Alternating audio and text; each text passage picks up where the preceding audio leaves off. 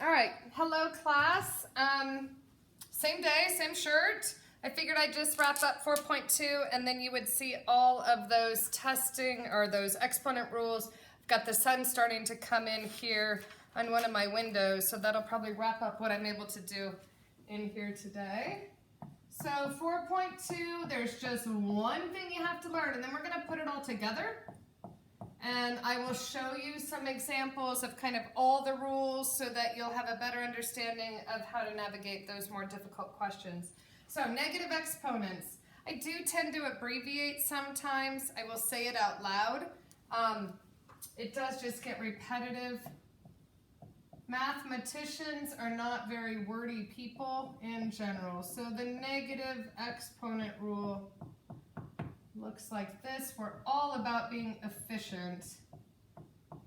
So, for the first time, our exponent has a negative in front of it. So what do we do in that particular situation?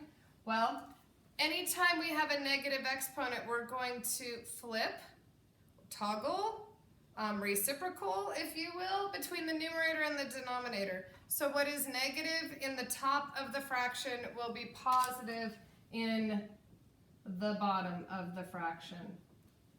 Okay, so that's one way the rule could look. You could have a negative exponent in the denominator of the fraction. If that is the case, simply move it up to the numerator. Now we know there's like a little 1 underneath there. We don't have to write that, but we know that there is one, so you know this is the numerator. There's also a fractional version of this rule.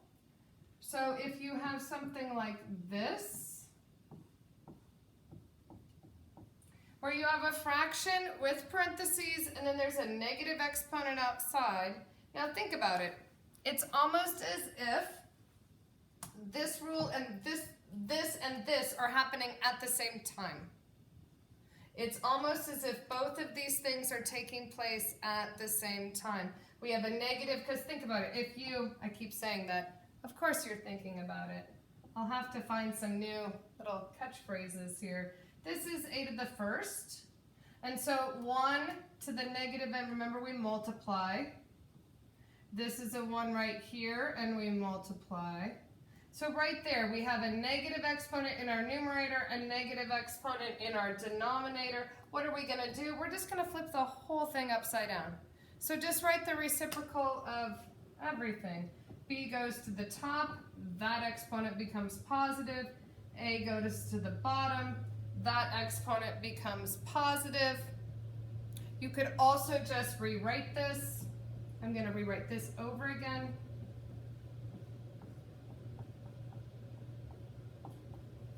B over A all to the nth. So that and that expression, these mean the exact same thing. This is just after you kind of distribute that exponent, if you will. This is our rule. I have multiple examples to show you, so hopefully by the end of all my examples, you're less confused, not more confused. So our first example would just be something like this, a to the x to the negative 2 power. Just bring it straight down. 1 over x squared. What's negative in the numerator becomes positive in the denominator. It does not have effect on this kind of a negative, only if the exponent is negative. So, it applies to if the base is a number as well. So we would bring that down to the bottom. It applies if we have a negative 3 in parentheses to the negative 3 power. Now check this out. There's a lot of 3's and a lot of negatives going on here. All right? My rule applies to that. My rule does not apply to this. It is the negative exponent rule.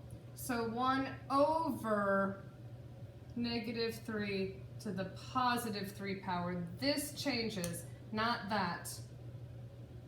So I want to make sure that that is clear. Watch that a couple times if you need to. We could have an example where some of the bases or some of the exponents are positive and then other ones are negative. So for instance, we could have something like this.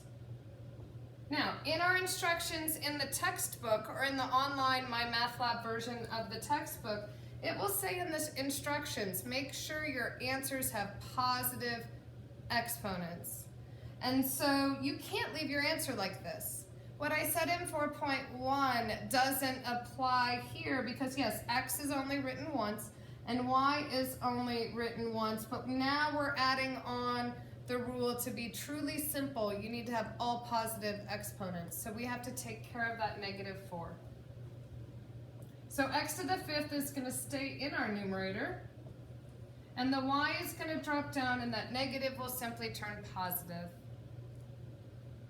Let's do one with a fraction. I tend to write very large here, so I can't get a lot of examples on my page at once. All right, so our last example, a to the 5th over b squared, all to the -3 power. All right, so I still have this up, so that's kind of nice. Notice how here it just flipped everything. And this, nothing changed. This came to the top, that came to the bottom, but all of that stayed the same. The only thing that's going to really change is that negative is going to go to that positive. So that a to the 5th is going to go down to the bottom. The b squared is going to go up to the top.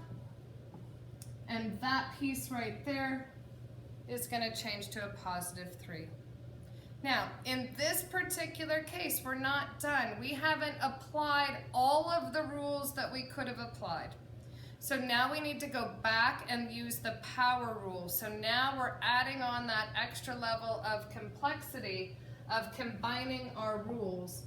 So I'm hoping you see it as you're watching at home. So b squared taken to the 3rd power, 2 times 3 is b to the 6th.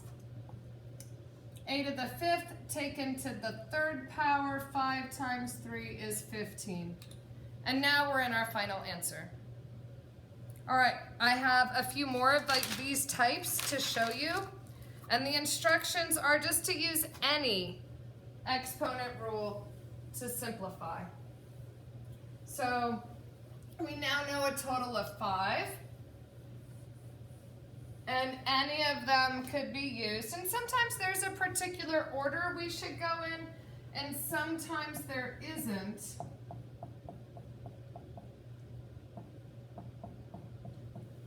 And so that can be confusing also, because oftentimes I would hear students say, I get it, but I don't know where to start. I don't know what that first step would look like. So let's look at this. And sometimes the answer is there are options. So let me check my video real quick. I'll let you write that down. All right, looks like I'm always afraid my battery's gonna die unexpectedly, even though I have this plugged into a power source, or something's gonna go. And then I'm gonna talk for 25 minutes and I'm not recording anything, and that's a bummer. Okay, so we have a choice on this one.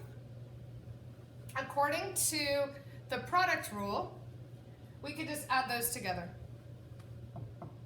In this case, that is literally the easiest thing to do. So our answer would just be y. Others of you might notice, oh my gosh, that's a negative exponent. So my rule says I need to drop that down. So you could approach it this way, which is perfectly fine. And now you just have an added step because you still have y written twice. So now you need to use the quotient rule. 4 subtract 3, 4 take away 3 is y to the 1st. So either way you kind of interpreted that, whatever rule you applied, you ended up with the same answer in the end. Let's look at this one. Something similar is going to happen on my second example.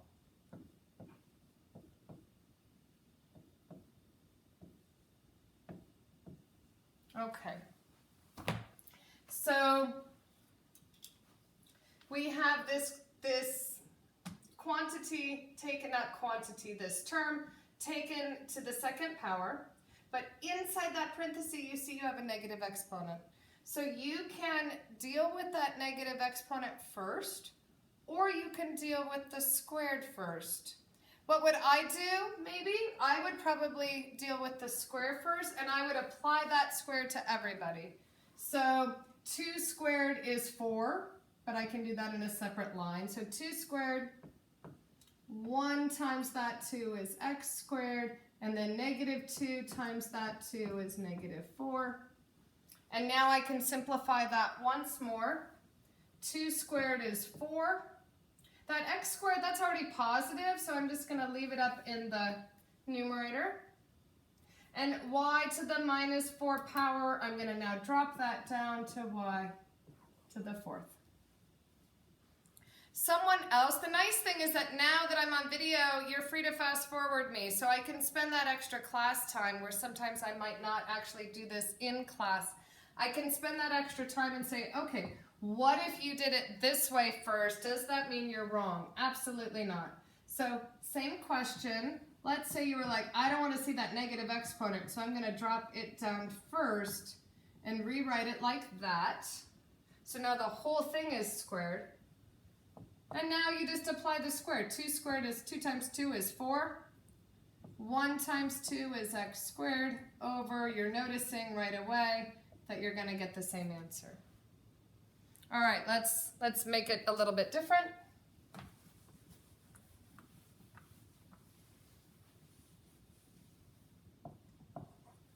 Question C, we have x to the minus 3rd over x to the 3rd. So if you want to just cancel all that out, you can't do it like that because they're not the same. One is a negative 3 and one is a 3. If it was like this, now I'm just kind of babbling, so sidebar here, if it was like that, this part's exactly the same. Those would cancel, and that would be a negative 1. This has a whole different meaning with that negative being located in the exponent. So we need to use the negative exponent rule, just in the numerator. So that means we're going to drop that x to the minus 3 down here. So this one drops down. This already was here. What happens to what's on top? I've got nothing, so we need a placeholder. And now we can combine those x's in the denominator to 1 over x to the 6th. What happens if both of these are negative? Well, I have one like that right here.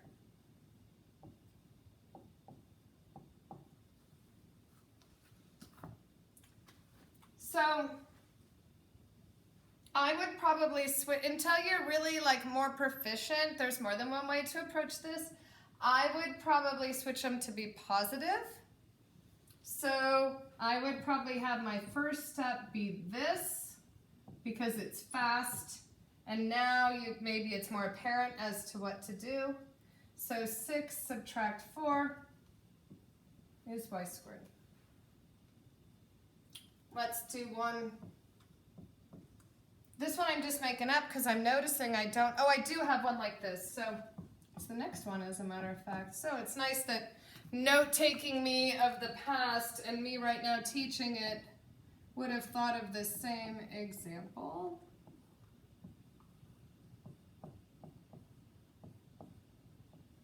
All right. So this is going to look super confusing to some.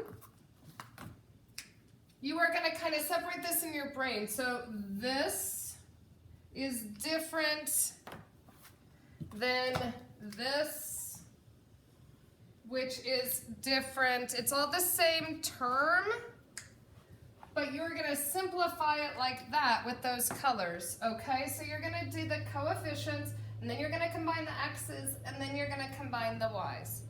So negative 10 divided by 5, or the fraction negative 10 over 5, just simply reduces to negative 2.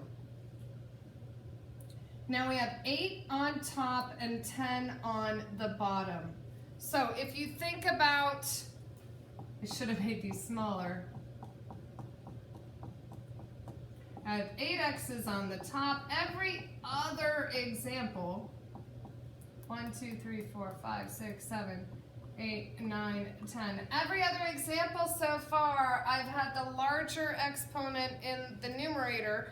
That was intentional until we had kind of gone through some examples and you were ready for one like this. So think about what I was saying about how they cancel. So if I have x to the 8th on the top and x to the 10th in the denominator, and I cancel everybody out, I have x squared in the bottom. Now, you are not going to do that every single time you look at a homework problem. So you're going to approach this and you're going to say, okay, x to the 8th over x to the 10th. 10 is the bigger number than 8, so you're going to subtract those, and the bigger, wherever the bigger exponent was, that's where your answer will end up. That's where that piece, that variable will end up. So 10 take away 8, it's 2, and it's going to happen in the denominator. All right, the y's you can approach two different ways. Think about which exponent's bigger. 2 is bigger than -3. So if you apply the quotient rule and say, hey, we're going to subtract those. 2 is bigger than -3. 2 take away a -3. I'm going to have 5 y's in the denominator. And some people are going to be like, whoa, whoa, whoa, I don't get what you're saying there. So think of it this way maybe until you get used to that. If you use the negative exponent rule here, this would jump down to the bottom. And if you combine those, now both of them are positive, and that would give you that y to the 5th. So this is what I mean by there's more than one way to do these questions.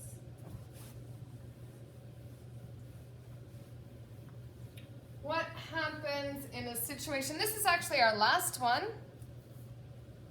in a situation like this, trying to stump you here. No, I'm not trying to stump you. I'm trying to give you experience of watching me do some of these so that when you're trying to do them on your own, oops, wow. When you're trying to do them on your own, you're not frustrated. So the more examples I can share with you, the better. All right. So, my goodness, what do we do here? Again, back to that, please excuse my dear Aunt Sally piece. So I definitely would apply these outside exponents to everybody first. Because you can't really break out of that parentheses situation until you apply that exponent according to PEMDAS. So 3 to the 3rd, we've already done that, it's 27. X squared to the 3rd is x to the 6th. Y to the -3 power over x squared, y squared. And now I'm just going to combine. Now I'm back to that situation I just was in after one step. So I'm going to have 27. 6 is larger than 2, so I'm going to subtract them to x to the 4th. 2 is bigger than -3. It's just a coincidence, I believe, that this is working out to be the same as it was before in the previous example. 2 is larger than -3, so again you could subtract them, or imagine that coming down to y to the 3rd, and then that gives you y to the 5th. So that's our final answer. All right, good luck with 4.2. I think this is the section where the scientific notation is located as well. And you are free to skip any of those scientific notation pieces. And because I know you've done those in other classes before. And so I think it's probably repetitive. So I will try to remember, because I'm taping this in the summer still for us. And so I will try to remember to go back and remove those from my math lab. I need to make sure I do that. So thank you. Hope you guys are doing well. Let me know where your questions are. Bye-bye.